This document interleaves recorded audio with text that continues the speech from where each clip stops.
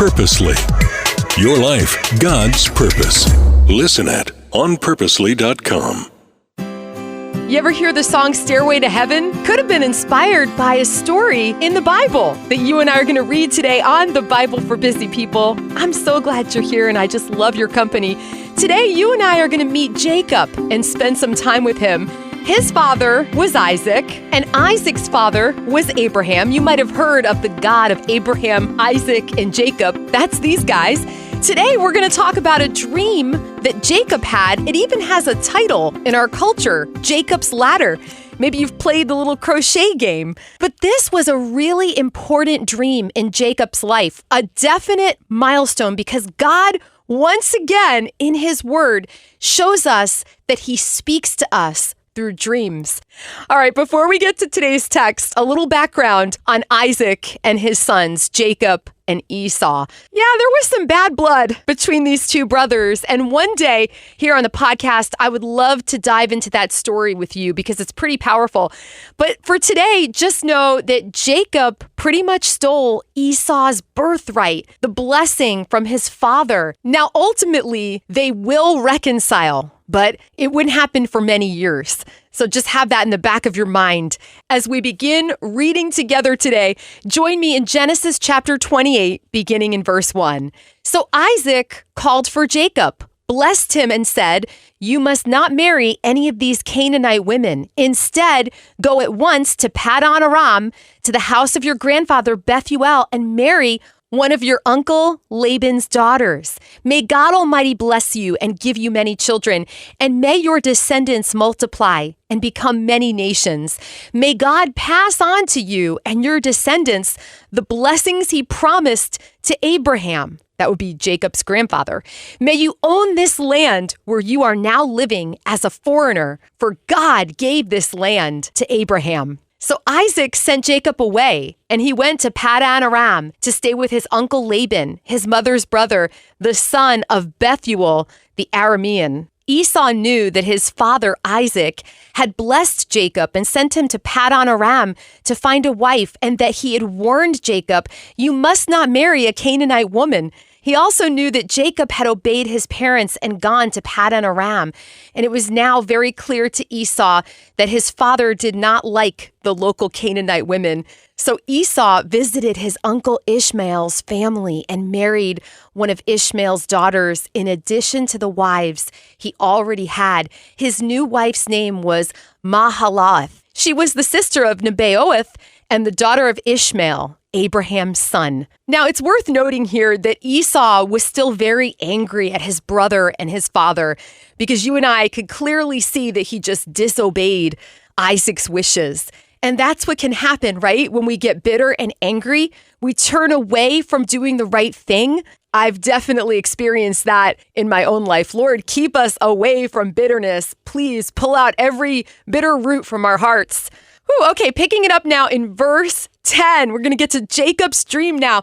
Meanwhile, Jacob left Beersheba and traveled toward Haran. At sundown, he arrived at a good place to set up camp and stopped there for the night. Jacob found a stone to rest his head against and lay down to sleep. Now, before we get into the dream here, I just want to note, this happens at a very important intersection in Jacob's life. He leaves the house of his father to go and find a wife.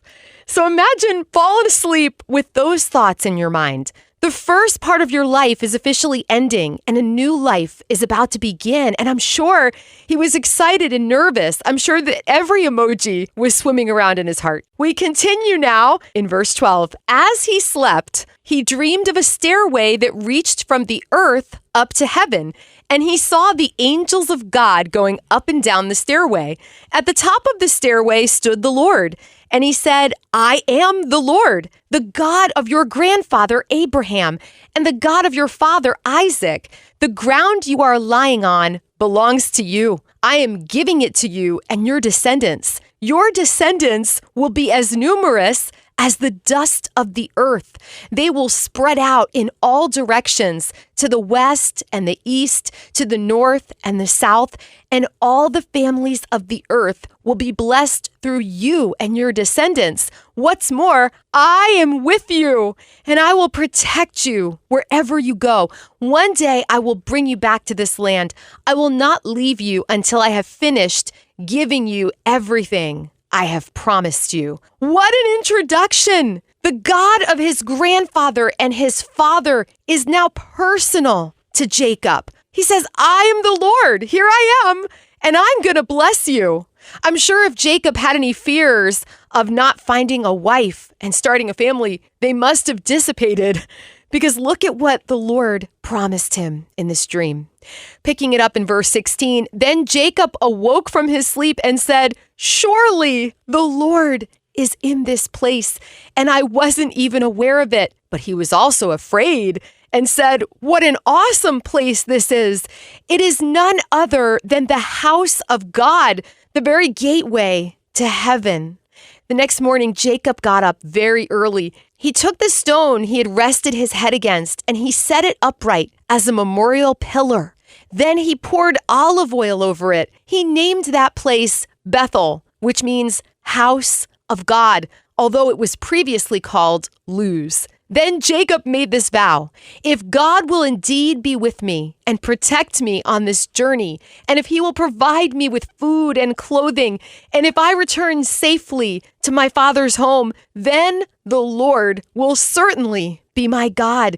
And this memorial pillar I've set up will become a place for worshiping God, and I will present to God a tenth of everything he gives me. This is Jacob's response to God. And it's beautiful. He says, all right, I accept you. Maybe you're listening right now and your God is more like your grandmother or your grandfather's God, or your father or your mother's God. Today is a great day to respond to the Lord, who is speaking to you over time and space through his son Jesus, and saying, I am the Lord. I'm your Lord. And he is with you just as he was with Jacob. He's the Lord, and he wants to know you personally as well. All right, until next time, you are really loved.